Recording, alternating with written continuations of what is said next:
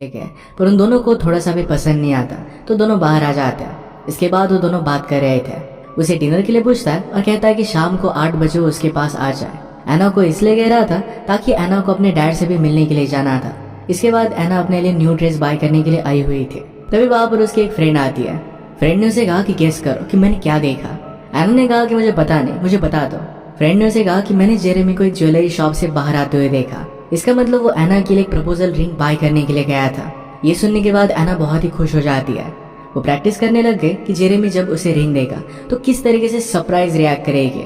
बहुत ही ज्यादा हैप्पी थी और एक्साइटेड हो जाती है। इसके बाद एना अपने डैड से मिलने के लिए एक बार में जाती है। उसके डैड इंपोर्ट एक्सपोर्ट कंपनी में काम करते थे। वह एक आदमी पास में बैठा था और एना को मैरिज के लिए प्रपोज करता है। एना उसे मना कर देती है, कहती है कि मेरी भी अब एंगेजमेंट होने वाली है। तभी वहां पर उसके डैड आ जाते हैं और ये सुनकर वो भी बहुत ही ज्यादा खुश थे। वो एना को कॉन्ग्रेचुलेशंस करते हैं। उन्होंने उसे लीप ईयर के बारे में बताया। एना कहती कि ये सब चीजें मीथ है।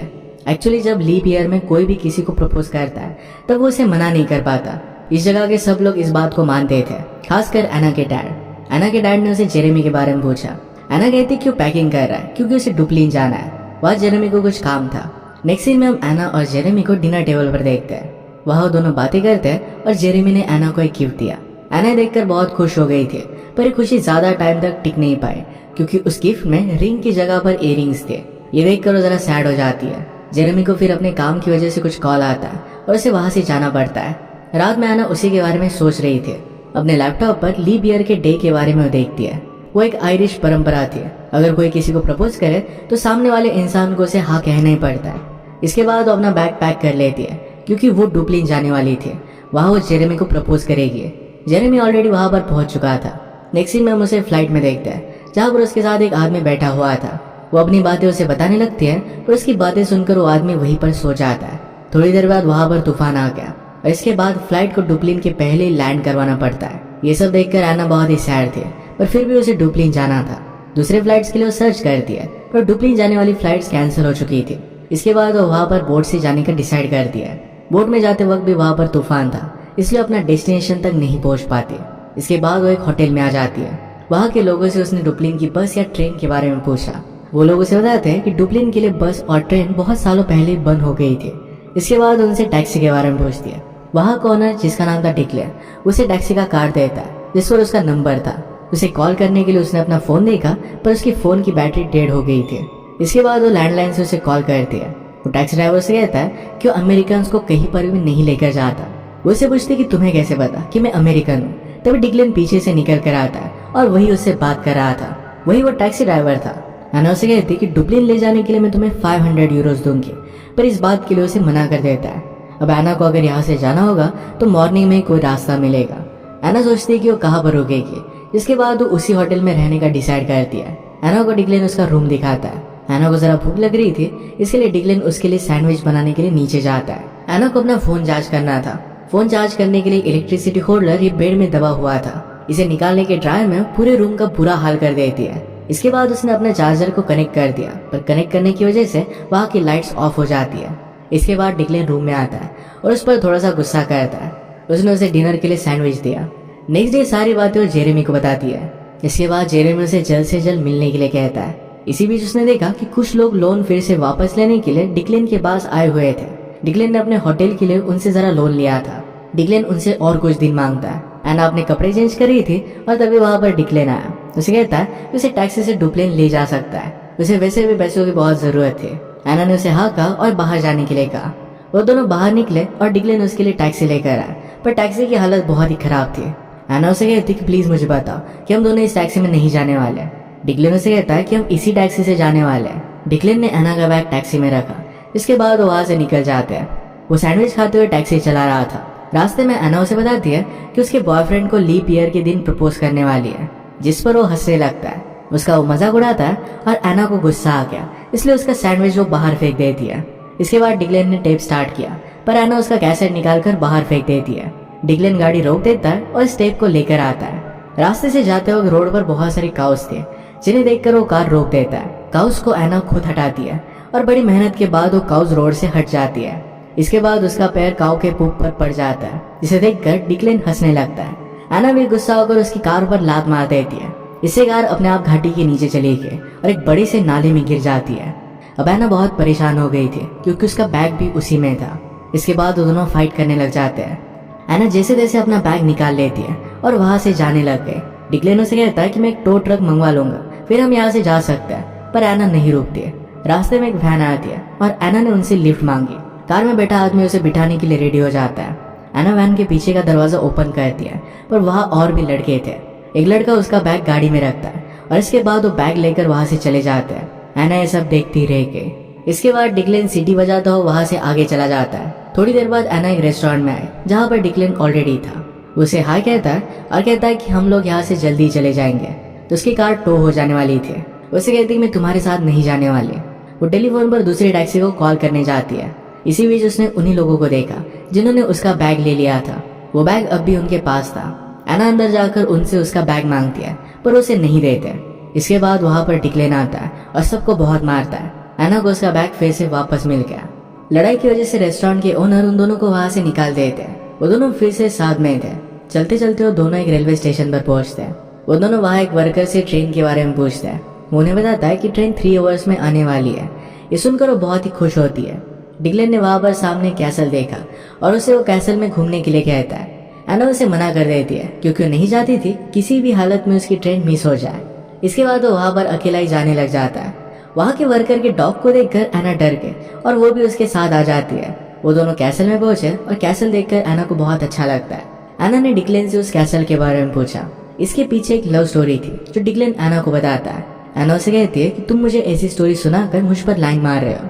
डिक्लेन उसे कहता है कि एक सच्ची स्टोरी है, मैं ऐसा कुछ भी कर नहीं रहा हूँ। इसी बीच एना को ट्रेन की हॉर्न की आवाज आ गई। इसका मतलब उसकी ट्रेन आ चुकी थी। वो स्टेशन की तरफ भागने लग गई, पर तभी वहां पर बारिश आने लग गई। भागते भागते कीचड़ में वो गिर जाती है। इसके बाद वो स्टेशन पर आई, पर तब तक वहां से ट्रेन जा चुकी थी। वो फिर रोने लग जाती है। इसके बाद रेलवे वर्कर उन दोनों को अपने घर लेकर जाता है। उन दोनों को अपनी वाइफ से मिलवाता है। उसकी वाइफ वहां पर कपल्स को रूम रेंट पर दे दी थी। वहां पर रहने के लिए कंडीशन थी कि जो भी लोग यहाँ पर रहेंगे वो मैरिड होने चाहिए। डिक्लेन और एना कहते हैं कि हम दोनों मैरिड है। इसके बाद वहां पर वो रुक सकते थे। वहां पर उन्होंने अपना रूम देखा तो वहां पर एक ही बेड था। वो दोनों बेड के लिए लड़ने लग जाते हैं और टॉस करते हैं कि कौन बेड पर सोएगा। इसके बाद मॉर्निंग में वहां पर हाउस ओनर आती है। वो उनसे खाना खाने के लिए पूछती है।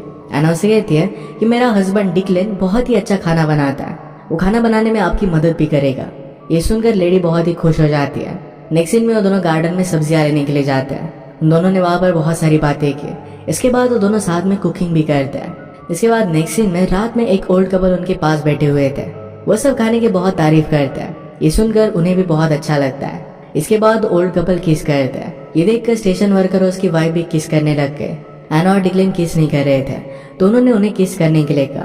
प्रेशर में आकर उन दोनों को किस करना ही पड़ता है, पर ये किस एक बहुत ही रियल किस था। इसके बाद वो दोनों सो गए। डिक्लेन को नींद नहीं आ रही थी, इसलिए एना उसे अपने साथ ही बेड पर सोने के लिए कहती है। दोनों को आज रात नींद नहीं आ रही थी। वो एक दूसरे के बारे में ही सोच रहे थे। सुबह एना जेरेमी से बात करती है और उसे सारी सिचुएशन समझाती है। आज तो एना को डुबलिन जाना ही था। वो ट्रेन के लिए उस वर्कर से पूछती है, पर उसे कहता है कि आज संडे है और आज के दिन कोई भी ट्रेन यहाँ से नहीं जाएगी। ये सुनकर उसे कहती है कि प्लीज उसे डुबलिन छोड़ दे। वो जितने चाहे उतने पैसे उसे देने के लिए रेडी थी। उसे कहता है कि पैसों की बात नहीं है, एक्चुअली उसकी वाइफ आज ही शॉपिंग करने के लिए डुबलिन गई हुई थी और वो रात में आएगी। इसका मतलब है एना ने डुबलिन जाने की और एक अपॉर्चुनिटी मिस कर दी थी। इसके बाद वो दोनों पैदल ही बस स्टैंड की तरफ जाने लगते हैं। अचानक से तेज बारिश होने लग गई। वो दोनों एक चर्च में आ गए। वहां पर एक वेडिंग चल रही थी। वो दोनों ही उस वेडिंग में इन्वॉल्व हो जाते हैं। वो दोनों एक जगह पर बैठे हुए थे। डिक्लेन से कहता है मुझे शादी वगैरह ये सब चीजें पसंद नहीं है। एना से पूछती कि ऐसा क्यों है। उसे कहता है कि पहले मेरी जिंदगी में एक लड़की थी, उस रीजन की वजह से वो दोनों एक नहीं हो सके। इसके बाद ब्राइड अपने हस्बैंड को कुछ प्रॉमिसेस करती है। ये सब देखकर डिक्लेन वहां से उठकर चला जाता है। उसके पीछे पीछे एना भी आ गई। उसे कहता है कि मुझे ये सब चीजें बकवास लगती है। उसकी ये सब बातें एना को अच्छी नहीं लगती और वो भी वहां से चली जाती है। और इसके बाद रात में वेडिंग पार्टी हो रही थी और एना अकेली बैठी हुई थी। डिक्लेन उसके पास आकर बैठ जाता है और उसे डांस के लिए पूछता है। एना ने उसे मना कर दिया। डिक्लेन उसे इंसिस्ट करता है और इसके बाद वो दोनों डांस करते हैं। दोनों को डांस करने में बहुत मजा आ रहा था। एना भी डांस करके बहुत खुश थी। इसके बाद एना किसी और के साथ डांस करने लगती है और वो आदमी एना को गोल गोल घुमाने लगता है। इससे एना के सैंडल निकल कर ब्राइड के सर पर लग गए। इस पर एना उसे माफी मांगती है। ब्राइड ने कहा कि ठीक है, मेरी ड्रेस खराब नहीं हुई, यही बहुत ही इंपॉर्टेंट चीज है।